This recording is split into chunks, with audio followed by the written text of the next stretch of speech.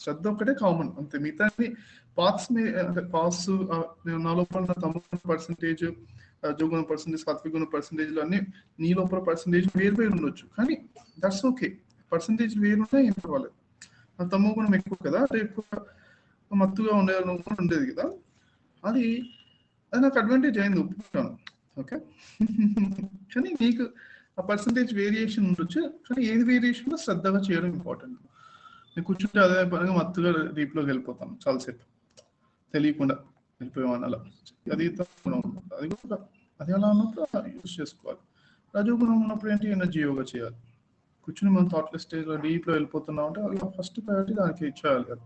ఎంత డీప్కి వెళ్తే అంత డీప్కి వెళ్ళిపోవాలి. అయితే రెండోది ఏంటి, యాక్టివ్నెస్ అంటే రజోగుణం అనమాట.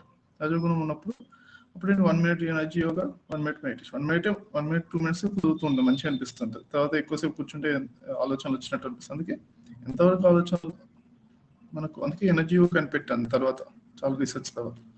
ఎంతవరకు ఆలోచన లేవో అంతవరకే మెడిటేషన్ చేయాలి, ఆలోచన ఉన్నప్పుడు ఎక్సర్సైజ్ చేసుకో అని ఆ టెక్నిక్ కనిపెట్టాను అనమాట.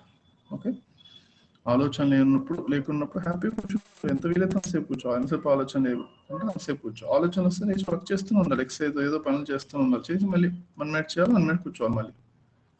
అలా అలాంటి టెక్నిక్ నేను అందుకే కనిపెట్టాను అనమాట. తర్వాత ఏంటి, 2010 వరకు వచ్చేసరికి అంటే ఆలోచన లేకుండా ఒక 1/2 hour కూర్చోవడం వచ్చినట్టు. ఓకే, అది ముఖ్యంగా రుద్ర యోగా నేర్చుకోవడంలో ఓపెన్ ఐస్ మెడిటేషన్ ద్వారా వచ్చింది.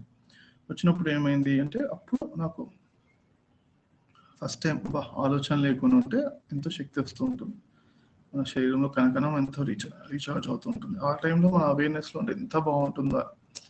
మధురం అంటే అమృతం తాగుతాం, మనం తేనె తాగుతుంటే కొన్ని బాడీలో మన కొన్ని సెల్స్ హ్యాపీగా ఫీల్ అవుతాయి కొన్ని, కానీ డైరెక్ట్ విశ్వశక్తి మనం ప్రతి అణువు రిసీవ్ చేసుకుంటుంటే ఎంత అద్భుతంగా ఉంటుంది. అది అవేర్నెస్తో, ప్రతి కణం పైన అవేర్నెస్తో ఉంటాయి. అలాంటి ఎక్స్పీరియన్స్ అక్కడి నుంచి స్టార్ట్ అయింది. అది థాట్లెస్ స్టేజ్లో, 1/2 hour థాట్లెస్ స్టేజ్లో, అంటే ఆఫీస్లో వర్క్ చేసేటప్పుడు కళ్ళు ఓపెన్ చేసి అలా సిస్టమ్ వైపు చూస్తున్నట్టే ఉండేవాడిని. సిస్టమ్ పైన ఒక డాట్ని చూసామని అనమాట. మన ల్యాప్టాప్ స్క్రీన్ ఉంటుంది కదా, ల్యాప్టాప్ స్క్రీన్ పైన ఏదో పైన లైట్గా ఎవరిని చూసినా నన్ను సిస్టమ్ వైపు చూస్తున్నాను అన్నట్టుగా ఉండేట్టుగా వర్క్ చేస్తున్నాడు అన్నమాట. వర్కింగ్ టైంలో ఒక 1/2 hour చేసేవాడు. ఆ టైంలో ఎవ్రీ సెల్ అమృతం ఆ విశ్వశక్తిని రిసీవ్ చేసుకుని ఇంత ఆనందం ఉంటుందా, ఈ అవేర్నెస్తో అంత డీప్ రిలాక్సేషన్ అవ్వడం నేర్చుకోవాలన్నమాట. అది ఇంపార్టెంట్. అదేదో ఆలోచన రహిత స్థితి, అదేదో ఊరికే అంటే ఆ 15 నిమిషాలు 20 నిమిషాలు ఎంతసేపు వచ్చింది, 26 రోజుల ధ్యాన సాధన చేసినప్పుడు వచ్చింది కంప్లీట్ గా. అది కూడా ఏంటి, కంప్లీట్ యూత్ఫుల్నెస్ లో కంప్లీట్ గా ఆనుకోకుండా కింద కూడా 4 కూర్చుంటే ఒకసారి 4 గంటలు అలానే కూర్చునేవాడిని, బాస్ పెట్టుకుని చిన్న పోర్షన్ మధ్య వజ్రాసనం ఏదో చిన్న చేంజ్ చేస్తూ 4 గంటలు అలా కూర్చునేవాడిని. తర్వాత లేచి ఇప్పుడు వాకింగ్ మెడిటేషన్ ఉండేది. వాకింగ్ మెడిటేషన్ అంటే రెస్ట్ రూమ్కి వెళ్ళాల్సిన అవసరం లేకుండా 4 hours కూర్చునేవాడిని అనమాట ఆ టైంలో.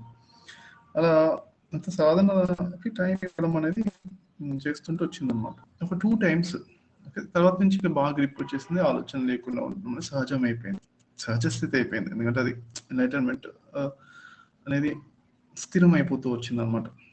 ఇంకా ఎప్పుడన్నా ఆలోచనలు వస్తున్నాయంటే నాకు ఎన్లైటన్మెంట్ నుంచి కింద పడిపోయాను అని అర్థమైపోయింది నాకే. మెడిటేషన్లో కూర్చోగానే ఆలోచన తక్కువ, ఏదో చాలా రేర్గా.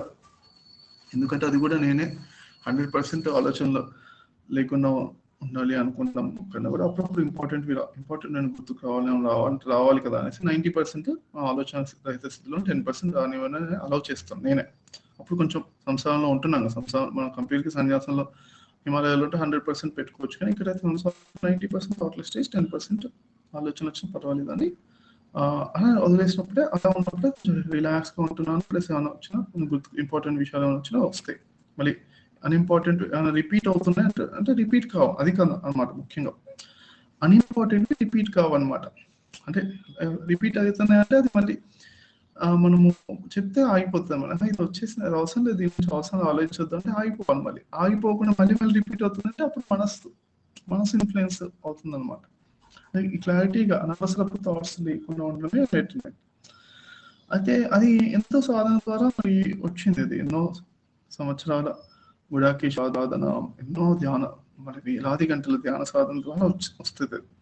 వచ్చిన తర్వాత మళ్ళీ అప్పుడప్పుడు ఎప్పుడైనా మళ్ళీ వెళ్ళిపోయినప్పుడు మళ్ళీ ఆలోచన వచ్చేస్తున్నాయి. ఇప్పుడు పాస్ట్ గురించి ఆలోచిస్తున్నాను, జరిగిపోయిన దాని గురించి అనవసరంగా ఆలోచిస్తున్నాను. పొద్దున పూట కూడా ఏదో టైంలో అనవసరంగా 1-2 సార్లు, ఒకసారి రెండోసారి, మూడోసారి అదే వచ్చేసింది.